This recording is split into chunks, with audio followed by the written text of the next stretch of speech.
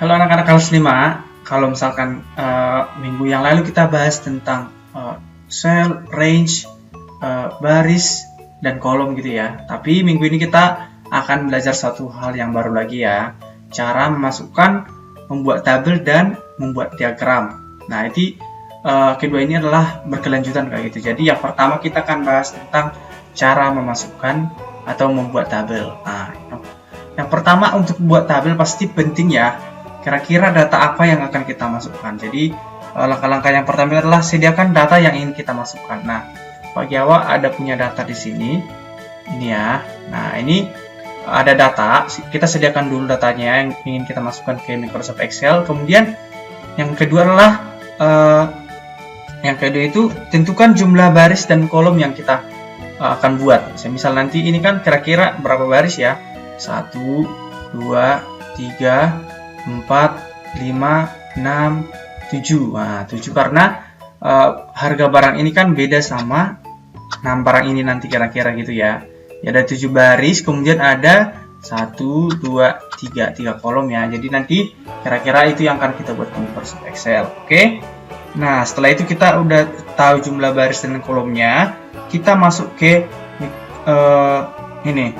Masukkan data ke dalam tabel di Microsoft Excel. Nah, kita boleh ketik ulang, bisa juga di copy juga boleh ya. Jadi kita boleh copy, bisa diketik ulang. Nah, Bapak sudah sediakan di sini.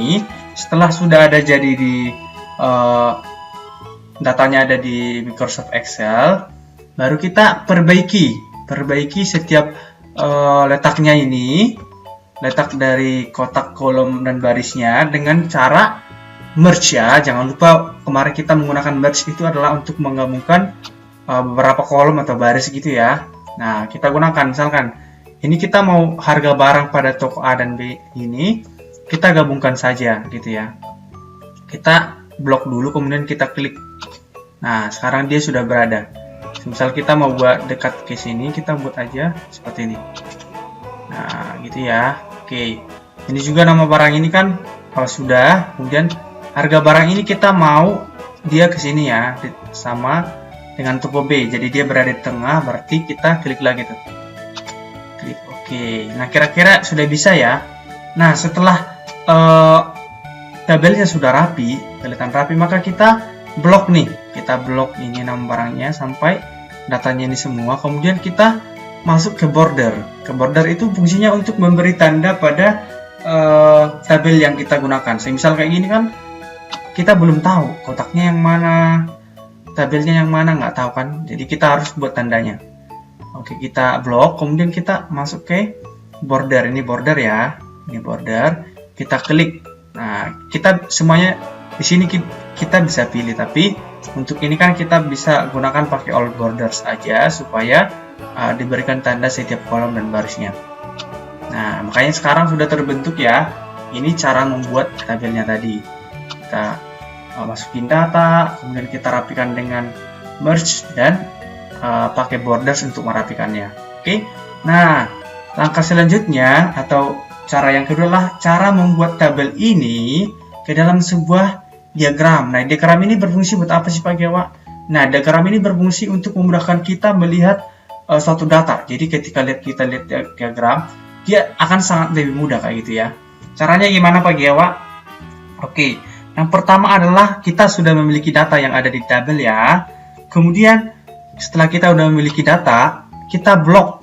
Nah, langkah kedua adalah kita blok. Kemudian kita pilih masuk ke menu insert. Nah, setelah kita masuk ke menu insert, kita arahkan kursor kita ke ini. Seperti diagram ini. Ini ya, diagram batang ini. Langsung kita klik saja. Nah, di sini kita dikasih pilihan, kita mau pilih yang mana. Oke, ada yang 3D, ada yang ini 2 dimensi 2D, kemudian 3D juga gitu ya. Nah, kali ini kita terserah menggunakan apa saja, tapi Bapak buat di sini yang cluster kolom ya. Nah, seperti ini. Jadi sudah terbentuk diagramnya. Nah, coba lihat harga barang toko A itu dilambangkan dengan warna biru, warna kuning lambang harga toko B. Nah, kita lihat coba yang A itu adalah datanya itu harga toko A Yang harga barangnya yang pertama adalah 3.000. Betul nggak 3.000? Betul ya? Kita lihat ini. Oh ya, pas 3.000. Yang ini yang kuning harganya 1.000. Kita lihat datanya, betul nggak? Betul ya, 1.000. Coba lihat yang harga barang E. E itu yang toko B itu adalah 6.000. Betul nggak? Betul ya, 6.000 ya. Yang barang E di toko A itu berapa? 1.000. Nah, 1.000. Jadi sudah selesai ya. Jadi sangat mudah untuk membuat diagram setelah kita sudah punya tabel. Oke, demikian yang Bapak dapat sampaikan. Semoga kalian dapat mengerti, kemudian dapat mencobanya di rumah, atau kalau belum ada laptopnya atau komputernya bisa dipelajari modulnya dan menonton video. Oke, selamat mempersiapkan diri untuk summative ya. Jadi pelajari materi sebelumnya juga. Terima kasih, dadah.